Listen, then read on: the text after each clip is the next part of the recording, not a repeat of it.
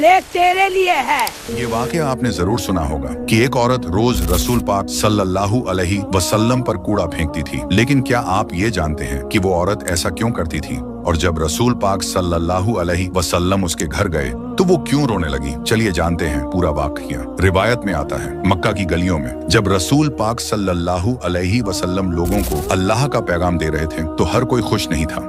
कुछ लोग नाराज थे, कुछ मजाक उड़ाते थे और कुछ तकलीफ देने से भी पीछे नहीं हटते थे। उन्हीं में से एक औरत थी जो हर रोज एक ही काम करती थी। जब भी रसूल सल्लल्लाहु अलैहि वसल्लम उस रास्ते से गुजरते वो ऊपर से उन पर कूड़ा फेंक देती। और हैरानी की बात यह है कि वहां और लोग भी होते थे, सहाबी भी देखते थे, लोग भी देखते थे, लेकिन किसी ने उसे रोकने की कोशिश क्यों नहीं की?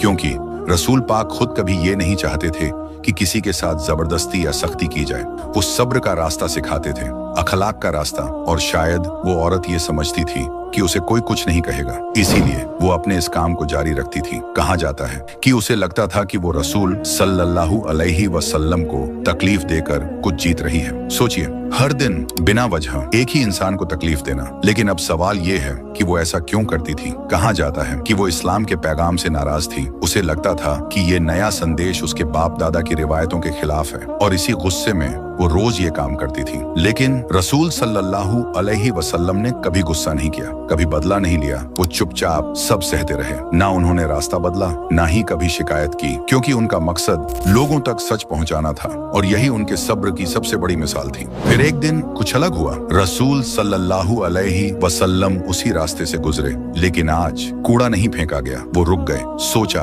आज ऐसा क्यों हुआ? क्या वो औरत कहीं चली गई या फिर उसे कुछ हो गया? और यहीं से इस वाकया का सबसे खूबसूरत हिस्सा शुरू होता है। मोहम्मद सल्लल्लाहु अलैहि वसल्लम सीधे उस औरत के घर पहुंच गए। दरवाजा खटखटाया, अंदर से बहुत कमजोर आवाज आई। पता चला वो औरत बीमार थी। अब जरा सोचिए, जिसे वो रोज तकलीफ देती थी, आज वही उसकी खैरियत पूछने आया था।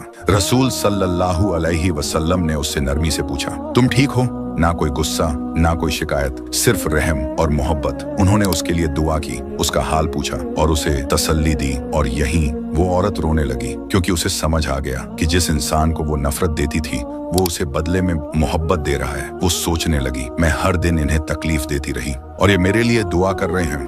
यही वो पल था जब उसका दिल पूरी तरह बदल गया। उसे एहसास हुआ कि ये कोई आम इंसान नहीं, ये वो शख्स हैं जो बुराई का जवाब भलाई से देते हैं। और यही है रसूल पाक सल्लल्लाहु अलैहि वसल्लम का असली अखलाक। ये वाकया हमें सिखाता है कि अगर कोई हमारे साथ बुरा भी करे तो हमें अच्छाई से जवाब देना चाहिए। और अगर आप भी रसूल पाक सल्लल्लाहु अलैहि वसल्लम से सच्ची मोहब्बत करते हैं, और मुझे यकीन है हम सब करते हैं, तो कमेंट में जरूर लिखें माशाअल्लाह।